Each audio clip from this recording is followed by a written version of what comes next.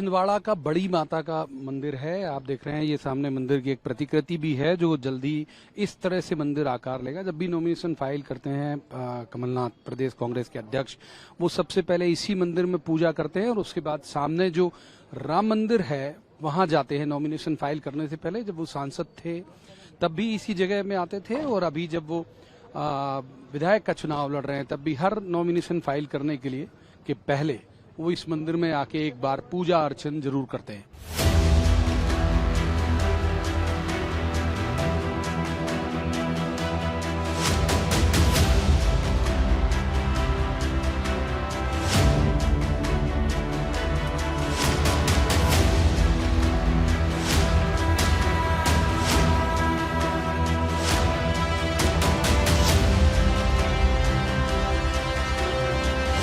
सांसद के लिए चुनाव लड़ते हों या विधायक के लिए इस मंदिर में दर्शन के लिए आते हैं। आप देख रहे होंगे कि इस वक्त वो इस मंदिर में दर्शन के लिए आए हुए हैं और सबसे पहले यहाँ पर पूजा अर्चना करते हैं, सपरिवार वो आते हैं और उसके बाद फिर यहाँ से जाने के बाद वो नॉमिनेशन फाइल करते हैं।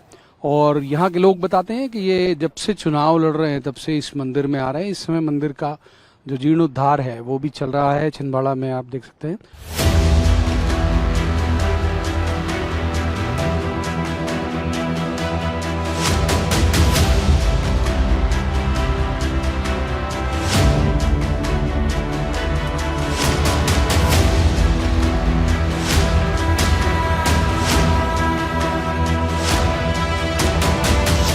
एक आपकी पूजा को लेके भी सवाल उठाती है कई बार बीजेपी।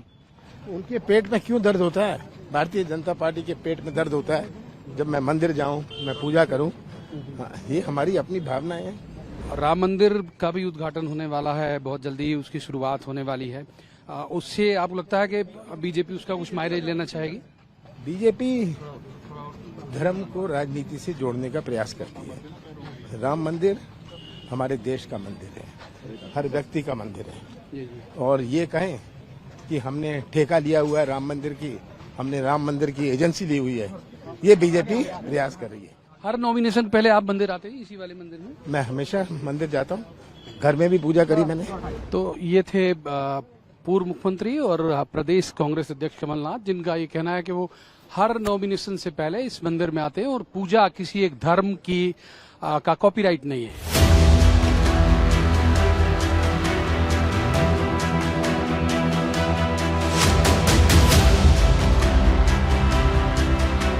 छिंदवाड़ा का 4 फाटक इलाका है, सनीचरा बाजार कहलाता है। यहां से रैली की शक्ल में कमलनाथ नॉमिनेशन फाइल करने जाएंगे।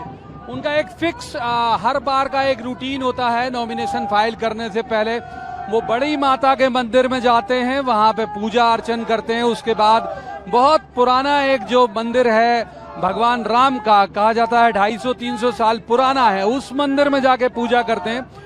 फिर यहाँ से कलेक्ट्रेट वो जुलूस की शक्ल में जाते हैं। आप लोगों का उत्साह जो है वो देख रहे होंगे। उसकी बजाय हर सियासी दल किसी ना किसी तरह के गुणाभाग, राजनीतिक गुणाभाग के तहत कोई एक रूट प्लान करता है। हर बार नॉमिनेशन फाइल करने के पीछे यही रूट क्यों? संभवतः वजह यह होगी कि यहाँ से कलेक्ट्रेट की दूरी तकरीबन 3 किलोमीटर है। ये थोड़ा सा आउटर हिस्सा है और इस 3 किलोमीटर की दूरी में अधिकतम हिस्सा कवर हो जाता है, यानी वो नॉमिनेशन फाइल करने के दौरान ही अपना जनसंपर्क रोड शो की शक्ल में कर सकते हैं और एक मैक्सिमम जो वोटर है उस तक पहुंच सकते हैं। शायद ये मेरा आकलन है कि शायद वजह यही होगी यहाँ से जुलूस की शक्ल में नॉमिनेशन फाइल करने जाने के लिए। अभी उनका इंतजार हो रहा है। उस मंदिर में पूजा करने के बाद वो यहीं से जुलूस की शक्ल में निकलेंगे, जिसकी पूरी तैयारी जो लोकल कांग्रेसी है उन सब ने कर चुकी है। आप देख रहे होंगे ये सब तमाम झंडे और बैनर यहाँ पर लग गए हैं। एक खुली गाड़ी भी बिल्कुल तैयार है, जिस गाड़ी में सवार होके वो अपना नॉमिनेशन के लिए जाएंगे। उनके साथ उनका पूरा परिवार भी है, उनके बेटे हैं नकुलनाथ, उनकी पुत्रवधू भी उनके साथ है और यहीं से फिर वो जुलूस की शक्ल में जाके और नॉमिनेशन फाइल करते हैं। तो हर राजनेता का, चाहे वो किसी भी दल का हो, कुछ ना कुछ एक फिक्स तरीका होता है अपनी सियासत का। तो हम ये कह सकते हैं कि कमलनाथ की सियासत का ये तरीका है।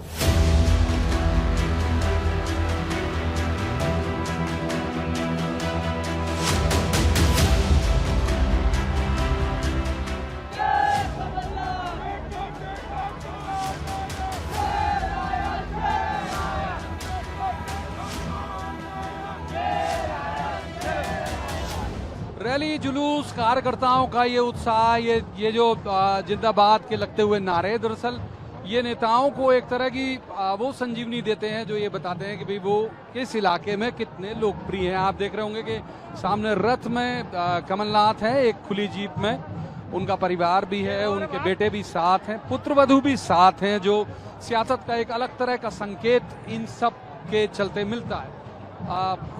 यहाँ नॉमिनेशन फाइल करने के लिए वो निकल रहे हैं। राम मंदिर है ये छिंदवाड़ा का।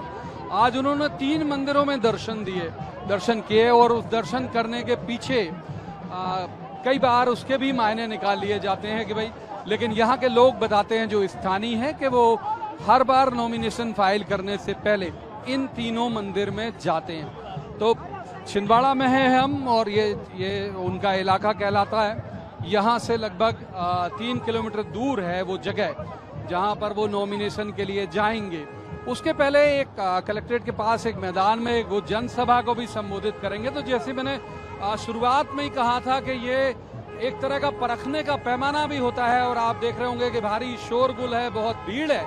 तो इस तरह से नेताओं को ऊर्जा मिलती है इस बात को लेके भी कि कितने लोग उनके साथ हैं। और जब वो यहाँ से छिंदवाड़ा लोकल से चुनाव लड़ रहे हों तब ये जुलूस, ये उत्साह, लोगों की भीड़ लाजिम तौर पर हौसला बढ़ाने के लिए पर्याप्त होती है।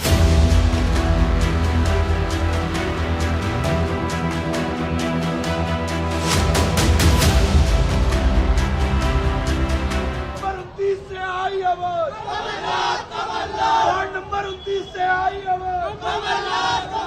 मध्य प्रदेश का सीएम कहता मध्य प्रदेश का सीएम कहता इस बार मध्य प्रदेश का चुनाव बहुत दिलचस्प है। आप देख रहे होंगे कि सारे फैक्टर आपको पूरे प्रदेश में अलग अलग इलाकों में देखने को मिल रहे होंगे। बहुत कांटे की लड़ाई बीजेपी और कांग्रेस के बीच है। छिंदवाड़ा की तस्वीरें हैं जहां प्रदेश कांग्रेस अध्यक्ष कमलनाथ नॉमिनेशन फाइल करने जा रहे हैं। बहुत सारे मंदिरों की उन्होंने उसके पहले पूजा की। राम मंदिर भी था, हनुमान मंदिर भी था, देवी जी का मंदिर भी था। उनका आप अगर देखें तो रथ में पूरा परिवार है, उनके बेटे भी हैं, उनकी पुत्रवधू भी है। तो जाहिर बात है कि इसके भी सियासी मायने हैं। मध्य प्रदेश के चुनाव में इस बार अभी तक जो भी सियासी समझ रखने वाले लोग हैं वो किसी तरह का कोई तर्जुमा नहीं कर पा रहे कि इलेक्शन का ऊंट आखिर किस करवट बैठेगा। कांग्रेस के लिहाज से यदि बात करें तो 19 साल की एंटी इनकम्बेंसी के बाद भी अगर कांग्रेस इस बार नहीं आई तो बहुत बुरी स्थिति उसकी हो जाएगी। ये बात कमलनाथ भी जानते हैं, इसलिए पूरी ताकत झोंक रहे हैं। यहाँ चूंकि इलाका उनका है तो आप भीड़ भी देख रहे होंगे जिस तरह की है, उत्साह भी देख रहे होंगे लोगों के बीच का। लेकिन सिर्फ छिंदवाड़ा का उत्साह, छिंदवाड़ा के कार्यकर्ताओं की भीड़ पूरे प्रदेश का रुझान नहीं झलका सकती। लिहाजा हमें यह देखना होगा कि कांग्रेस ने अभी तक चुनावी तौर पर जितनी भी रणनीतियां बनाई हैं क्या वो सफल होंगी, ये पता तब चलेगा जब नतीजे आ रहे होंगे।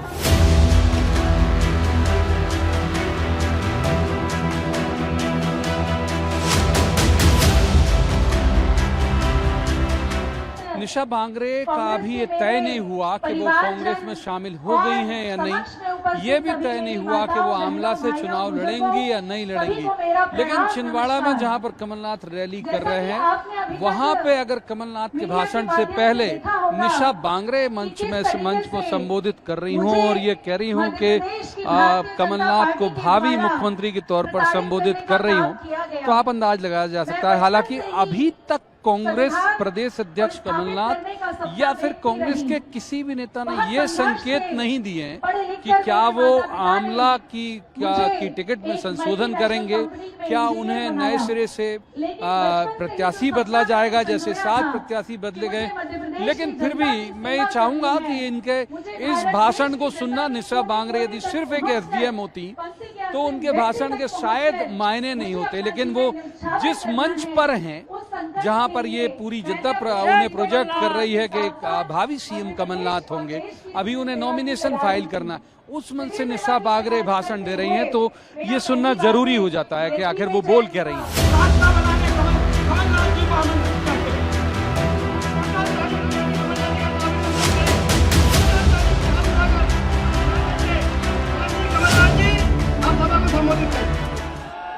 मैं जो मंच पर बैठे हैं, उन सब सम्मानित जन का मैं नाम नहीं ले रहा, क्योंकि मेरे लिए तो आप भी उतने सम्मानित हैं। मैं बड़ा भावुक हो जाता हूं सोच के। वो दिन 79 का याद आता है, नवंबर 79 का, 79 का, जब मैंने पहली दफे अपना नामांकन भरा। मुझे वो दिन याद आता है। मुझे भी कोई समझ नहीं थी, मुझे कोई समझ नहीं थी, मुझे कोई ज्ञान नहीं था, और मैंने नामांकन भरा। जगह जगह आप सबसे प्रार्थना करी, आप सबके बीच में गया। संसद के लिए मैं भर रहा था उस वक्त। मैं जगह जगह गया और लोगों से उनका सपोर्ट मांगा, पर मुझे इस 40 साल में, 45 साल में उनका समर्थन तो नहीं मिला, उनका प्यार और विश्वास मिला। मैंने सोचा था मैं क्या करूंगा छिंदवाड़ा में। यहां 480 गांव में बिजली थी, 2000 गांव में से तो बिजली पहुंचाऊं। मुझे याद है जब मैं जीप में दौरा करता था, मेरे बदन में 1.5 किलो मिट्टी जमी रहती थी, और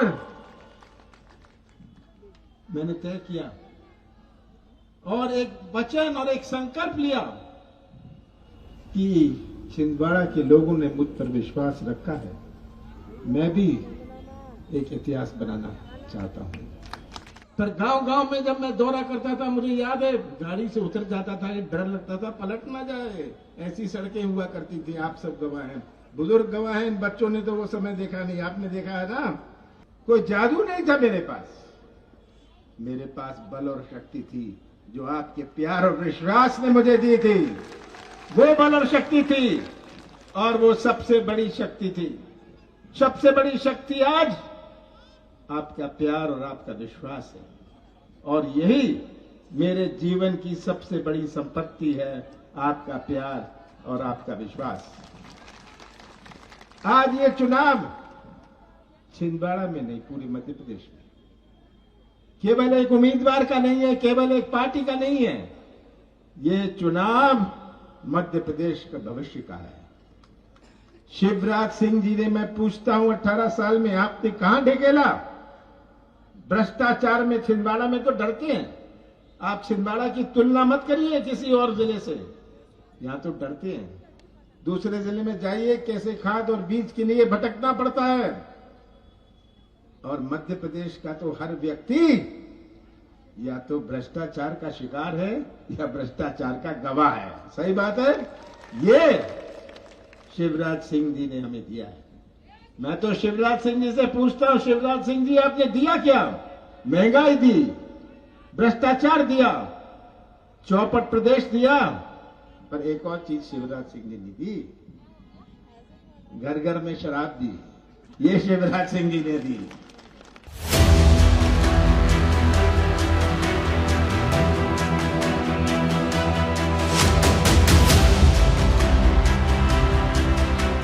मध्य प्रदेश में चुनावी सरगर्मियां बहुत तेजी से बढ़ गई हैं। हमारे साथ प्रदेश कांग्रेस के अध्यक्ष पूर्व मुख्यमंत्री कमलनाथ जी हैं, जिनके पास जिम्मेदारी है कांग्रेस को सत्ता में पहुंचाने की। सर, कितनी उम्मीद है आपको इस बार के इलेक्शन से? मुझे पूरी उम्मीद है, क्योंकि मुझे मध्य प्रदेश के मतदाताओं पर पूरा विश्वास है कि ये चुनाव केवल एक उम्मीदवार का नहीं, केवल एक पार्टी का नहीं, पर मध्य प्रदेश के भविष्य का चुनाव है। और आज जो मध्य प्रदेश की तस्वीर है सबके सामने है। हमारा भटकता हुआ नौजवान, भ्रष्टाचार की कोई सीमा नहीं। मध्य प्रदेश का हर व्यक्ति या तो भ्रष्टाचार का शिकार है या भ्रष्टाचार का गवाह है। हमारे कृषि क्षेत्र में किसानों के साथ अन्याय, किसानों को खाद और बीज के लिए भटकना पड़े, छोटा व्यापारी दुखी। तो आज ये तस्वीर मध्य प्रदेश की सबके सामने है। ये तस्वीर रख के मैं मध्य प्रदेश के मतदाताओं से एक ही बात कहता हूं कि वह सच्चाई का साथ दें। सर, आपने पहले से अनाउंस कर दिया था कि महिलाओं को 1500 रुपये देंगे, सिलेंडर 500 में देंगे। अधिसूचना लगने के पहले ही शिवराज जी ने उसे अप्लाई कर दिया। आपको लगता है इसका कुछ फर्क पड़ेगा? 18 साल तक शिवराज सिंह को ये सब बातें याद नहीं आई।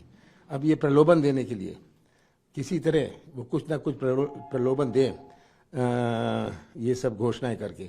पर ये जानते हैं कि शिवराज सिंह की 22,000 घोषणाएं हैं, सब जगह हैं, तो जनता इसकी गवाह है। एक बात और सर कि इन्होंने बहुत बड़े बड़े नाम उतार दिए, केंद्रीय मंत्री उतार दिए, सांसद उतार दिए आपके खिलाफ। आपको लगता है कुछ वो ज्यादा चुनौतीपूर्ण हो जाएगा? आप?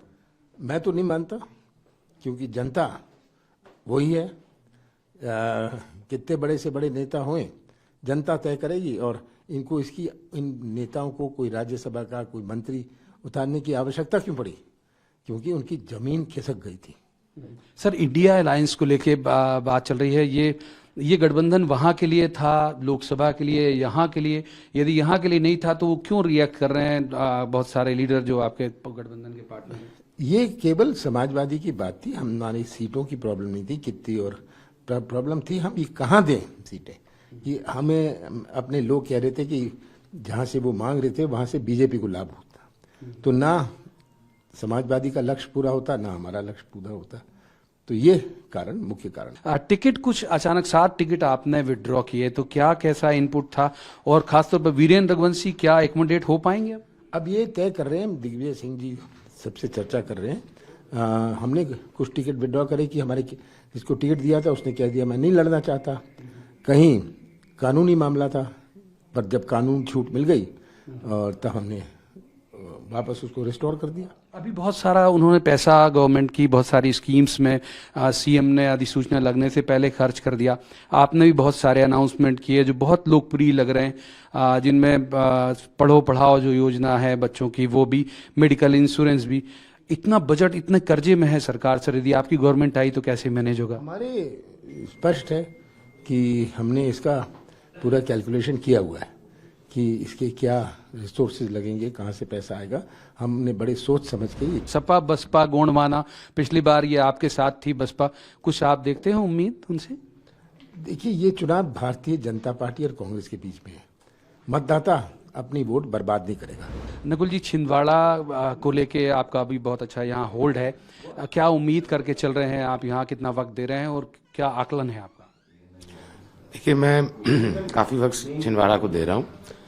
मेरे अन्य ज़िलों में भी दौरे बने हैं और मुझे पूरा विश्वास है कि छिंदवाड़ा के सातों सीट कांग्रेस पार्टी जीतेगी। एक उम्मीद जो राहुल जी को भी है, जो कमलनाथ जी को भी है, जो विपक्ष को भी है, वो ये है कि जो यूथ है इस बार वो एक तरह से जो पलटने का काम करेगा वो यूथ करेगा। आप खुद भी एक युवा हैं, क्या उम्मीद करते हैं युवाओं से?